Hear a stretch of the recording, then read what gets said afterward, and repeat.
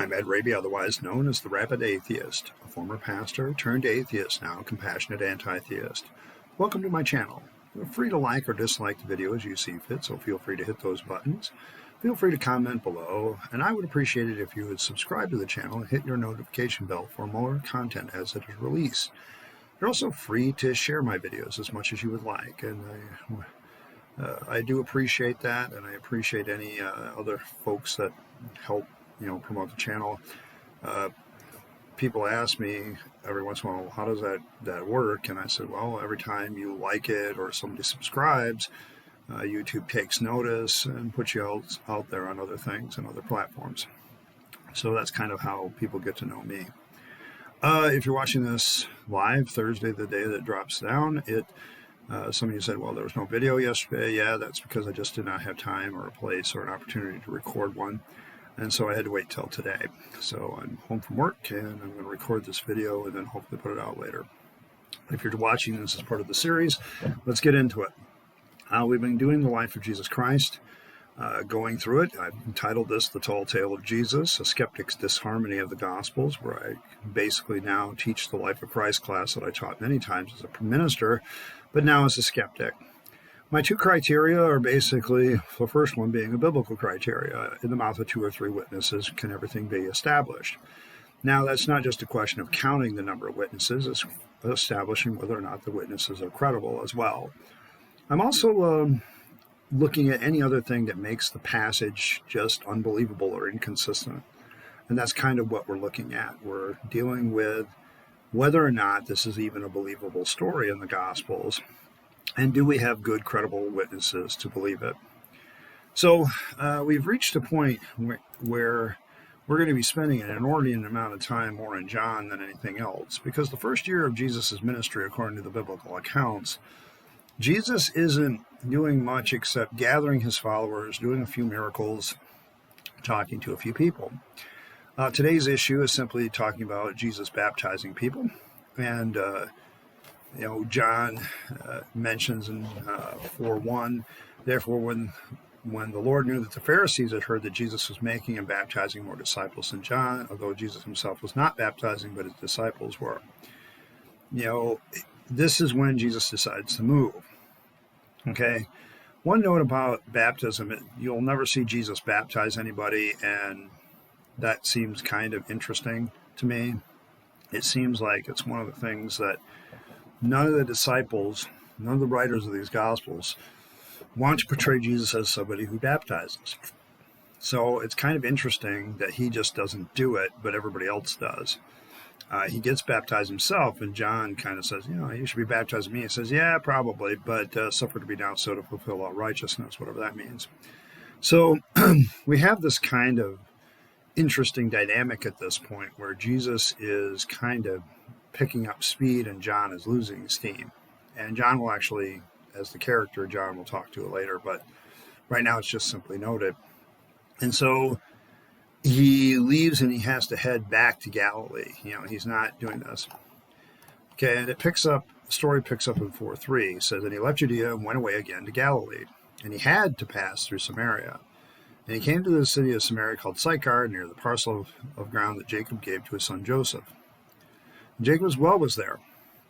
Jesus, being wearied from his journey and sitting thus by the well, it was about the 6th hour.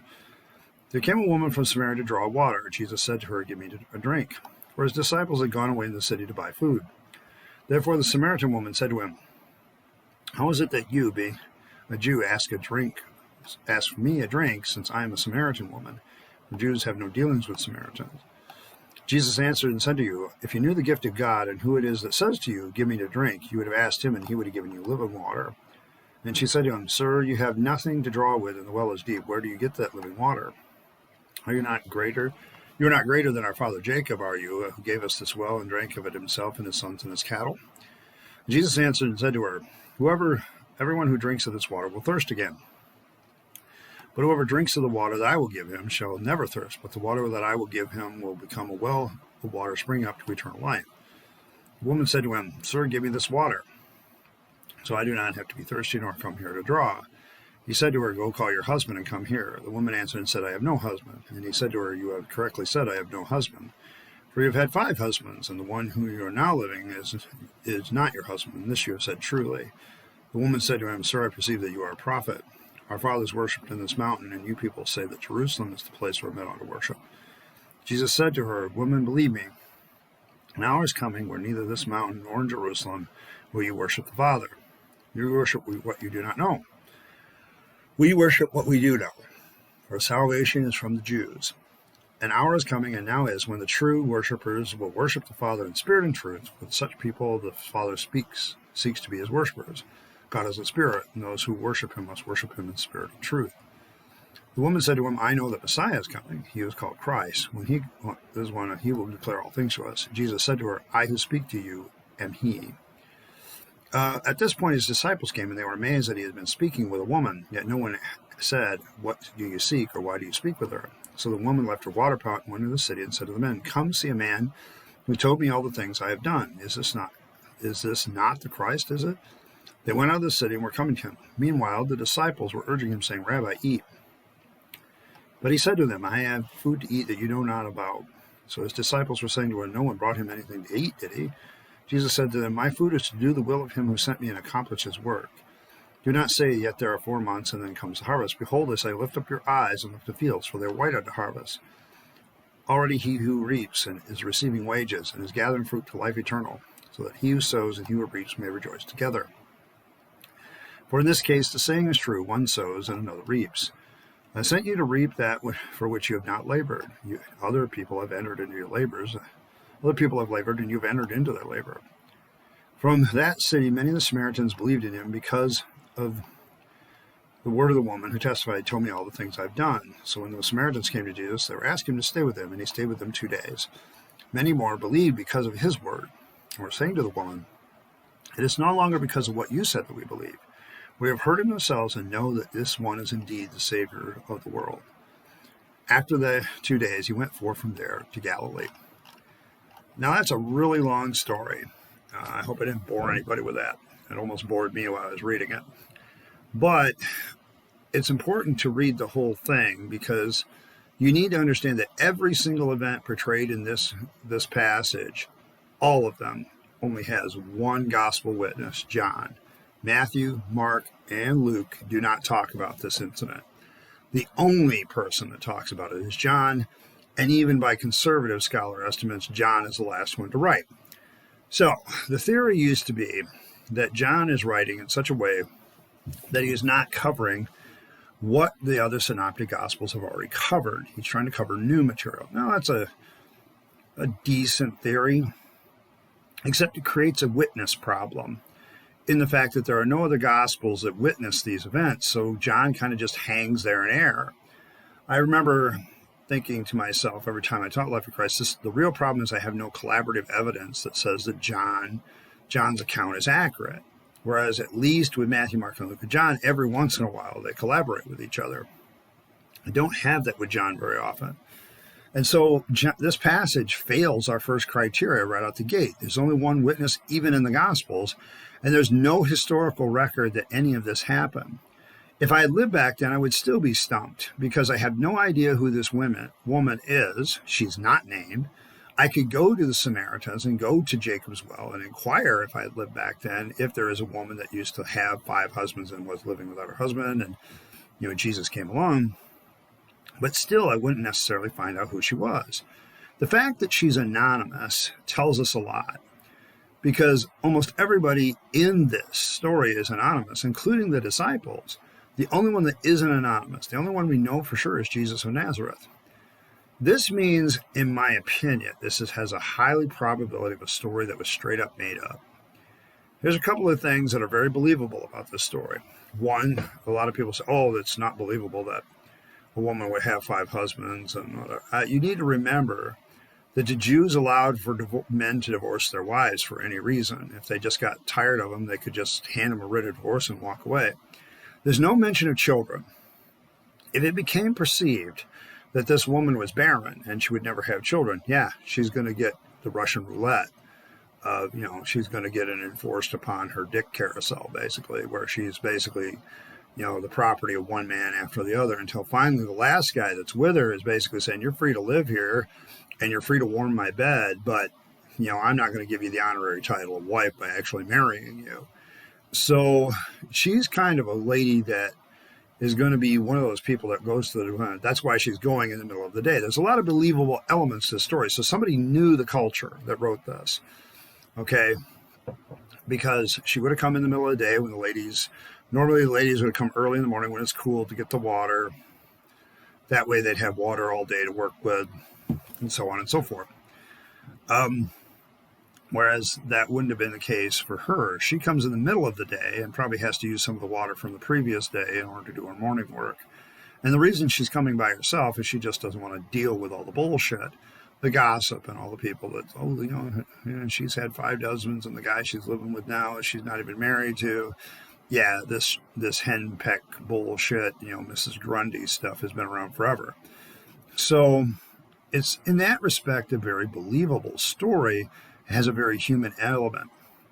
Jesus, on the other hand, is superhuman. He literally tells this woman, not knowing anything about her, very specific things. The problem with this is written 60 years after the fact.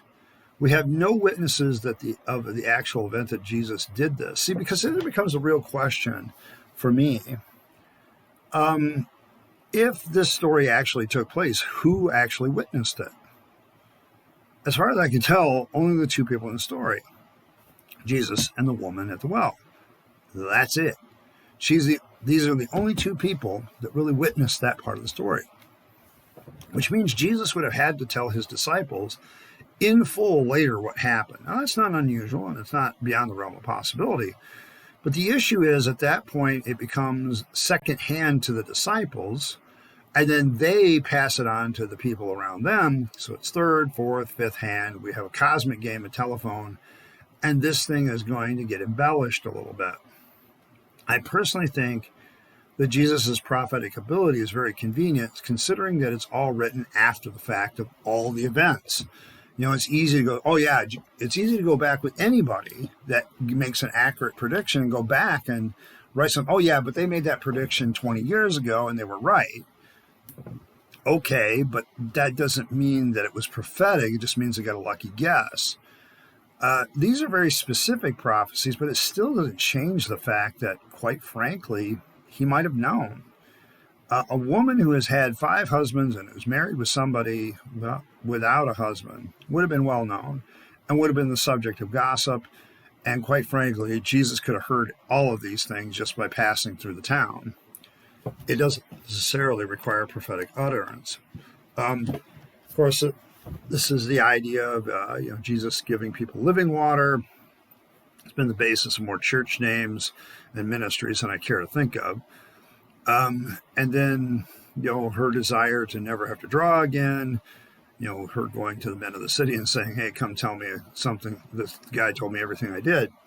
I'll bet that interests some of the men in the city pretty quickly. Because they, trust me, these men back then, they had their official wives and they had their side chicks. So it wasn't unusual for this kind of behavior to go on. And so, I don't know. The problem with this story is it's so vague. There's just literally no witnesses to it other than the people involved. And it's just it's a believable story with all the social, cultural aspects. It's when Jesus goes superhuman, I can read you. I know you've been married 5 times. I know the guy you're married with now is not there. I know why you're here. It really becomes a classic case of where somebody can basically cold read somebody if they have enough information. I have seen cold readings that have been that accurate. And I think that's something that people don't want to talk about, because if you do, then you become lacking in faith. So, what happens at this point is going to get really interesting. Because after this incident, we're going to see John the Baptist get arrested. We're going to see Jesus return to Galilee. We're going to see Jesus in the synagogue. But what we won't see is a lot of these major events being talked about by more than one gospel. There is a couple incidences of several gospels talking about something, particularly John's imprisonment. but we're still not going to get the 2 or 3 witnesses we're after. This has been, up to this point, I haven't really been silent about this, but I think I'm going to be even more vocal at this point. I would say that the real problem with saying that the Gospels have 2 or 3 witnesses and thus meet the criteria of being effective witnesses is overplayed. Literally, many stories in the Bible, like this one, the woman at the well at Sychar, stand alone, and they are just part of one gospel. In many cases, when you have the 3 Gospels talk about an event, the basic central core elements that Mark records are still there. But there's a lot of things that are solo, first time, this, Luke writes this, Matthew writes something completely different. And quite frankly, you still don't have 2 or 3 witnesses other than of the basics. And all these witnesses can be challenged because they write so far after the fact. There's just so much legend getting into this. And that's the issue. This whole series has been about proving one simple fact, that Jesus, if he existed at all, has become a tall tale legend. If Jesus of Nazareth actually existed as a rabbi, I think what happened is he became a very popular rabbi. He may have had, as the writer Matthew says at the end of the Sermon on the Mount, he may have had a kind of charisma where he taught with authority and not as the scribes did. And so people gravitated to him. He may have been a great teacher. And maybe that's why we see so many of his teachings in Gospels, but not necessarily his life. I think what happens is after his death, he just continues to grow in legendary status. And by the end of the 2nd century, as John portrays him, Jesus has become superhuman. And this is the issue with this story, because when you look at John's Jesus, he's there, he's in charge, he's in control, and he also predicts the future. He's like, oh, you don't have a husband right now, you've had 5 husbands and whatever. None of this stuff was necessarily unavailable by other means, and we need to remember that. Jesus of Nazareth could have existed, but there's tons of possibilities of the kind of person he was. Was he a cult leader? Was he a fraudulent cult leader? Or a sincere one? Was he the kind of guy that just was a teacher and everybody gravitated to? And eventually he pissed off enough people that it caused him his death. It's quite possible. At the same time, we don't really have much more than that to go on. I'm going to continue to hold to the growing legend view of this, but also say that I think it's very possible that the mythicists could also be right. At the same time, I'm going to say that, in my estimation, I think there was a Jesus of Nazareth. I think what people have done to his life and to what he said and to his teachings, well, I'm not sure even he would have approved. I want to thank you for stopping by. I appreciate you coming. Be sure to like and subscribe and do the things that you do for a video. Feel free to, hit the like or dislike button on this video. And, just make sure that in the comment section you stay away from name calling and we'll be fine. In the meantime, I hope someday that I can convince you to be a rabid atheist like myself. In the meantime, this is Ed Rabyd, the Rabid Atheist, signing off and wishing you a good day.